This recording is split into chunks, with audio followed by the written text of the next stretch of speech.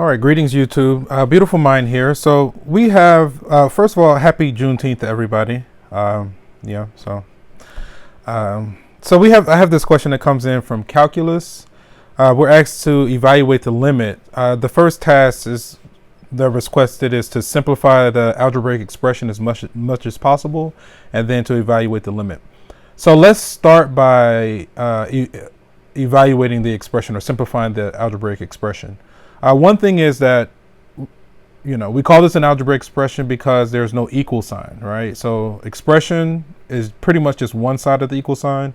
Then when you say something like this equals 7 or whatever, then that's an equation, right? We solve equations, we simplify expressions. And we're going to kind of ignore the limit part on the left and just focus on the expression. And so the first thing here is that we have factoring, right? We have factoring going on. So this is basically a dedicated response for a question. If you need like more practice on factoring, I have like I have a PDF copy of a chapter that pretty much lays out all the factoring scenarios you'll come across. Also, let me see, can I pull that now? And also I have like this one-page PDF that summarizes how to approach a factoring problem. So if you want to see some details there, just let me know, and I can dive deeper into factoring. So this is and I'll give a little bit of an overview on some of the factoring. So like for instance, when you're factoring an expression, give me just a moment. Okay. When you're factoring an expression, one of the first questions you want to ask yourself, is there a GCF, which stands for greatest common factor? Right. So if we're looking at the denominator, no greatest common factor there. They don't have anything in common in that sense. So then the next question you ask yourself when doing factoring, you ask yourself, how many terms are there? Are there 2 terms, 3 terms, or 4 or more terms? So I'll just do the case where this is 2 terms because, again, if we're just focusing on this denominator, there are 2 terms there. Right. Terms are things that we add and subtract. Right. So we're adding 2 things here. So we have 2 terms. So under the case of 2 terms, we have 3 special scenarios for factoring 2 terms, and I'm just gonna isolate. Well, one of them is called difference of squares, right? And this is just a side note. So difference of squares. So when we're working with 2 terms here, again, this is under factoring. I'm just giving an overview. When we have 2 terms, again, terms are things that we add and subtract. We have 3 special scenarios. The first is difference of squares. I'm going to abbreviate it. Difference of squares.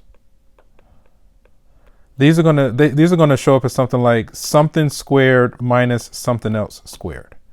And then that factor, it factors into a plus b, or the first thing plus the second thing, times the first thing minus the second thing, right? So then, whenever we're doing factoring, you get a result. To check to make sure that you have the proper factoring, we basically distribute or FOIL. In this case, we would FOIL, right? First, outer, inner, last. So a times a plus a times negative b plus b times a plus b times negative b. And then you should get some cancellations and get back to where you started, right? So whenever we factor, we get a result. We check by distributing, right? Each term in the first factor times each term in the second factor, and then we combine like terms and simplify at the end, right? So again, difference of squares is the first of the special of 2 terms. Now make a note that we don't have a sum of squares, right? Difference of squares is that one. But we do have a difference of cubes, right? So difference, again, abbreviated, of cubes, which is going to be a cubed minus b cubed. And that's going to factor into, I think it's like a minus b, a squared plus ab plus b squared, right? This is a special factoring scenario. And then the third special factoring scenario is sum of cubes for 2 terms. Again, they're honestly, when it's 3 terms, there's just one technique that I pretty much use, and it covers most, if not all, the three terms. And then 4 more terms, I tend to use factor by grouping. For the 3 terms, I'll do, I call it the AC method. I have to showcase it. I'll showcase it at some point. Oh no. I guess I need to put this thing in some kind of, it should be okay. Sum of cubes is going to be a cubed plus b cubed, right? And that factors into, now here, before I write out this factor, I want to showcase how someone kind of taught me to remember this, right? We got, and the way I do sum of cubes, you can apply something similar for difference of cubes, all right? So if we got something cubed plus something cubed, so basically I'll do something like the following. If it's 3 things, so we have A and B, A and B, A and B, right? And so first thing is we make 2 sets of parentheses. Again, terms are things that we add and subtract. Factors are things that we multiply and divide. So again, we're factoring this into the products, into the things that we're multiplying. So we start by doing 2 sets of blank parentheses, but I call them biggie smalls, right? So we got the small set and then the big set, right? Biggie small is a big set of blank parentheses times a small set of blank parentheses, but I went small, big, right? So then, because this is the sum of cubes with the plus, we're going to make what's called a plus sandwich. So I'm going to go plus, minus, plus, all right? So you see how the minus is between the 2 pluses? So this is the plus sandwich. Man, this is just doing all my business. I got to figure out, I got to turn on some do not disturb when I'm making these. But anyway, it's okay for now. Let me see if I can put on do not disturb. Focus, work. Okay. Hopefully that'll stop the notifications. Okay. Yeah. So we did, again, when factoring cubes, first I did my biggie smalls. So a small set of blank parentheses, large set of blank parentheses. Because that minus, there's a plus between the 2 terms, I do a plus sandwich. So I went plus, minus, plus. For the minus, I will call that minus plus plus, kind of like C++, the coding language. It's a minus plus plus, right? Another way you can kind of visualize it, it goes same, opposite, plus, right? So if this is a plus, this first sign is the same. The second sign is the opposite. The last sign is always a plus when you're factoring these cubes, right? So if we look at difference of cubes, right? The first sign is the same. Second sign is the opposite. Last sign is always plus, right? So these rules apply for cubes. Okay, so we did our biggie smalls. In this case, we did the plus sandwich. In the other case, it would be minus plus plus. And then whatever it is that we're cubing, we wrote it out 3 times in this fashion. Okay, you have to forgive me. I'm totally distracted. I got this little Monopoly Go thing here on the side. If anybody wants to join, just let me know. So maybe I'll put my invite link on the bottom. You guys can join. We sharing benefits or whatever. But anyway, so whatever you're cubing, I wrote it 3 times. So then now at this point, we're using what's called the chair technique, right? So let me see. So the first part is the head of the chair, right? So it's an A and B. So we're going to put the A here and the B here. Okay. And then the second part is like the left-hand side of the chair. So A times A is A squared. That goes here. Okay. Let me zoom out a little bit. And then we have the cushion of the chair. Let's do a different color, which is here. So the third portion are these 2. So A times B just gives us AB, Okay. And then the final portion, I guess let's do this color. The fourth part are these 2 here. So B times B gives us B squared. So that's when I'm factoring cubes, that's how I like to do it. You can also kind of remember the color portion kind of at the top of the screen right now. You can really just jump straight there. But if you were having to factor like in a proctored environment, you can try this. I call this the chair technique. And just a quick summary of the chair technique again. So we identified it as sum of cubes. Again, the special factoring scenario. First thing was the biggie smalls blank parentheses. So we had one set of small blank parentheses times a large set of blank parentheses. Because we started with a plus, we made a plus sandwich. So we went plus minus plus. You can also remember it as same, opposite, plus, right? Then we used the chair method like you see in the bottom. We wrote each factor 3 times. First we did the back of the chair, we did the left of the chair, the seat of the chair, and then the right of the chair. And that's how you see how we filled it in based on the colors, right? So again, when I'm factoring cubes, I usually like to use that technique that's been serving me. It takes a little practice to get used to it, but once you get it down, it works. It's been serving me for decades now. Difference to squares, right? So that's a summary on factoring 2 terms. Factoring 3 terms, it's a whole little thing, but I have one technique that I do that pretty much covers all the 3 term scenarios, like at least 90% of them that I've come across. And then when it's 4 or more terms, I use a technique called factor by grouping, right? So, either requested, like how do we do factor by grouping, or just do a search for factor by grouping, for 4 or more terms, okay? So let's see. Okay, so with this case, if we focus on this denominator, we have this u cubed plus 125.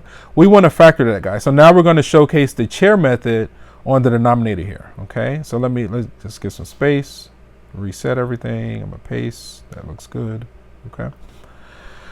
Okay, so now if we want to do this chair method, right, we got u cubed. Now this 125, right? The first question we ask ourselves, is that a perfect cube? Yeah, what's being multiplied by itself 3 times? This would be a good time to pause if you wanted to try to work this one out yourself. So if you pause it for a moment. Okay. So hopefully you've paused it, you've tried it out, you got something. So 125 is what? 5 to the power of 3. So we're attempting to factor u cubed plus 125, all right? So I think the first thing we said was what? Biggie smalls. So I'm going to do kind of like this. Small set of parentheses, large set of parentheses. All right, we did our biggie smalls. So then we have a plus. So again, we could either invoke same, opposite, plus, or we can just call it a plus sandwich, right? So plus sandwich is going to be plus, minus, plus. Okay. So then to fill in those different spaces, those different terms or whatever, we got u cubed plus 5 cubed. So we're going to write u 3 times like this, u, and 5. 5, 5, 5. Now we're going to do our chair method, right? So first we're going to do the back of the chair right here. So that means this is a u and this is a 5. Then we're going to do the left side over here, number 2 over here, all right? So u times u gives us u squared. That goes right there. Then, what color did I use last time? I'm going to be consistent. Okay, orange and then burgundy. So then the third portion is the seat of the chair, right? The part that you will sit on. So u times 5 gives us what? 5u. And then lastly is the right hand side of the chair. All right, 5 times 5 is what? 25. Okay. So what we're saying is that denominator factors into this. Now, if we wanted to check this, I'm not going to do it right now just for the sake of time. But say you get an answer and you want to make sure that you factored it properly. So we're essentially, what we would do here is FOIL, but we have 3 terms. So it's really distributing, right? We're going to say u times that guy plus u times this, plus u times this, plus 5 times this, plus 5 times this, plus 5 times this. Keep track of your signs, and then, once you kind of expand everything out, and then you're going to have some cancellations. But when you get to the end of it, ultimately, you should get back to this guy. All right. So with this whole thing of like mathematics, math is not really for everybody, right? It's an experience where you have to create time and space. You have to slow things down and take it line by line. The average person in this day and age is basically microwave. We call it like a microwave energy, right? Where they stand in front of the microwave like, "Yo, hurry up! This is taking too long," right? So this is a game of patience, slowing it down, taking line by line. If anything isn't clear, you got to pause, go dive deeper into that concept, and then once you kind of master that concept, you come back and you take it line by line. It really you have to slow it down as best you can, because I know we have like life and work and time constraints and this and the other, but yeah, okay. So now we have that denominator factor. So let's combine this with our what we were working with. Okay. Let me see. I'm going to get rid of this. Now I think when we factored it, we got I think it was u plus 5. It was u squared minus 5u plus 25. Okay. So now that we have the denominator factored, now we can cancel factors, right? Canceling, you can cancel factors. Again, factors are things that we multiply and divide. We don't cancel terms. Sometimes people try to cancel things like this. Those are terms because those are things that we're adding and subtracting. We don't do that. Like, you can't cancel that way. But if it's multiplication and division, we can cancel across multiplication and division. So this factor can cancel this factor.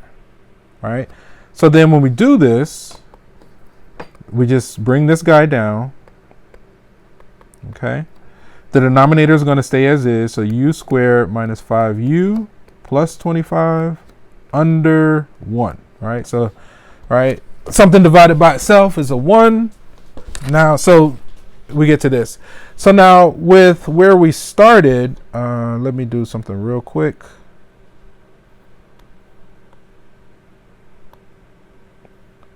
Paste. Nice. Okay. And I'm actually going to duplicate. Okay. So now,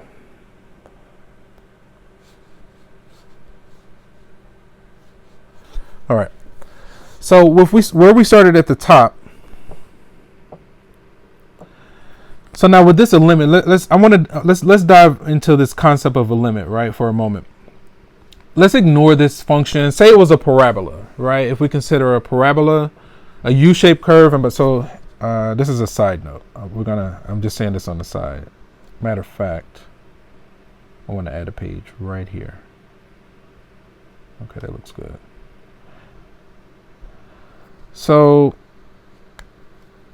like if we consider the XY plane, so say this is our positive, let's clean this up. Say this is our positive X in this direction. We have our positive Y in this direction. And we consider a U-shaped curve like a parabola, something like this, right? Say we have something like this. So with limit, the idea here, like if we consider some X, I'm just going to call it A, right? So for this X value, there's going to be a corresponding Y value, like somewhere like here. This is going to be our F of A. Right, so whatever the X value is, we pass it to our function. It all kind of like links up in this fashion, right? So with limits, what we're concerned with, if we consider a second point, right? Like, let's call this like, I'm just going to call it like X1, right? So there's going to be some corresponding Y, right? Same concept as before. This will be F of X1, right? So if we consider this second point on the graph generated by X1, then we can consider, I guess this was what we would call the secant line, right? Because it would cross the graph twice at 2 different points. All right. It's secant, it crosses it twice. So then, I think I'm getting into derivatives. I'm getting a little bit ahead. Forget about the line. I got a little bit ahead. I'm getting into another concept. But, so we're saying the limit as x approaches like -5, right? So if a were -5, we would be on the left-hand side. But so with the limit, what we're concerned with is how does the function behave as we get closer and closer to a from both sides, from the left and from the right. So as this second point gets closer and closer and closer to the first point, what's happening with our y function, right? So for the limit to exist, the limit from the right has to exist. The limit as we approach, as x approaches a from the right has to exist. The limit as x approaches a from the left has to exist, and those two numbers have to be the same. Sometimes what happens is, as we approach some x value from the right, we get an answer. As we approach that same x value from the left, we get a different answer. Then we would say that the limit does not exist, right? So this is kind of bypassing that. So again, the concept behind limit is we're concerned with what happens as we get like infinitesimally close, as we get really, really close to some x value. How is our function behaving? Is our function approaching the same number from both directions, right? And so I say that to say one of the techniques that we have for evaluating a limit, sometimes we can just plug in, but if we try to just plug in the beginning, I think we get something like 0 over 0. Let me see. That's going to be, it's going to be a 0 divided by 0, right? So that's undefined. So with something like that, we can't just plug in off the beginning, right? Because we get a indeterminate result. So then we did our simplification. Now we got to simplify it down to this guy at the bottom. Now we would try plugging in. At this point, now we would like, okay, let's just plug it in and see what happens, right? So then if we can evaluate if we plug in -5, right? Now if we do it, that's going to be what? -5 squared is what? 25 or positive 25. -5 times -5 is another 25, and then a third 25, right? And I think this is the result that you have when you evaluate it. That gives us a 1 over 75, right? So we went through a lot there. That was a loaded question. That's irking me. Let's go like this. Let's do a quick recap or review on what we experienced there. I know this is kind of a little bit time consuming, but the speed with this stuff comes with repetition. Like when you're still trying to figure it out, it takes a while. But then once you get one, the best thing is like at the end of each section, the problem set, go through all the problems. Just do them all, as many as you can. If you're working on Cengage, now my favorite online management is Pearson, because you can like get repetition of each question. Like you can get the same question with different numbers. I used Cengage like eons ago. I try to steer clear of it, but I mean, that's not anything in your control. I'm just saying as the professor, my priority is Pearson. But you should have a digital copy of the book, and like at the end of each section, there should be a problem set. That's honestly how I learned it. I went through essentially all those questions at the end of the problem set, especially if you have the answer. If you have the answers, that's ideal, right? So it's not about getting the right answer; it's about why is that the right answer, and to be able to like produce the correct answer in a proctored testing setup as much as possible. So what that means is like just take the questions and answer as many as you can with the least amount of help. And the better you're able to do that in the homework, when you get on those exams in those proctored environments, you'll find that the energy or the feeling will be just like when you're doing the homework. And like as much as possible, whatever setup you have when you're doing your homework, you want to try to mimic that when you're doing your exam as possible. Like some people, I don't recommend this, but some people would like chew gum when they're doing their homework, and then when they go to take their exam, they do the same thing. You want to try to simulate the proctored environment as much as possible, so then that way, when you get on the test, it really just feels like you're doing your homework. It don't feel like a test. You're just like, oh, well, this is what I've been doing. You're just showcasing what you've been doing, Let's do this quick recap. Let me see. Okay. So we had the limit. Again, limit is just concerned with how is the function behaving as we get really close to those numbers on either side, right? So how is this rational expression behaving as x gets close to -5 coming from the left and the right? If we try to plug in the beginning, we're going to get 0 over 0. So we need to do some kind of manipulation before we can do that. And namely, in this case, that manipulation is factoring the denominator. So the topic of factoring is loaded. This denominator was a special factoring scenario where it was called difference of sum of cubes, right? These are the three scenarios for factoring two terms. Again, if you want more details on factoring, just let me know and I can kind of point you towards a review of that. So we ended up doing sum of cubes. We used the chair method, right? We used the chair method to factor it. We got this factor, right? So then after factoring, and this was kind of reviewing what we meant by a limit. Again, limit is like, how does the function behave as we get close to some x value on either side? The limit from the left has to exist, the limit from the right has to exist, and those two numbers have to be the same in order for us to say the limit exists. And so after we factored, then we were able to get that first factor to cancel. Then that left us with this. And then at this point, we were able to just plug in. And then we got the 1 over 75. Okay. So I know that was a little bit drawn out, but again, the speed and accuracy comes with repetition. Practice makes what? Absolutely not. Hopefully you did not say perfect, right? Practice doesn't make perfect. Practice makes improvement, right? Some people say perfect practice makes perfect, but if practice made perfect, that means you wouldn't have to practice again. And what happens when you stop practicing? Your skill level goes down, right? So, and I think they even mentioned it in Moana 2. The woman was like, there is no such thing as perfection. There's only like learning, changing, and then death. I was like, whatever. I get what she's saying, but yeah, practice doesn't make perfect. Practice makes improvement. As humans, we're either getting better or our skills are waning. Yeah. So anyway. So with that, we're going to go ahead and end the session here. And again, these will go faster the more exposure and practice we get. So slow it down, try to set aside. Honestly, to be honest, the amount of time that you need to set aside for this kind of material is at least like 3 or 4 hours a day, at least 4 days out of the week, if not more. So you need like 4 days out of the week where you have a block of like at least 4 hours, at least 4 days, at least 4 hours at a time. That's approximately. Now, with this being an 8-week course, you might have to rev that up a little bit, but generally speaking, that's about the rhythm that it takes as far as, time committed to this topic, right? So hopefully that wasn't too much. Hopefully that was helpful. You know how to reach me if you have questions. I do work on donations, so whatever the value is to you is fine with me.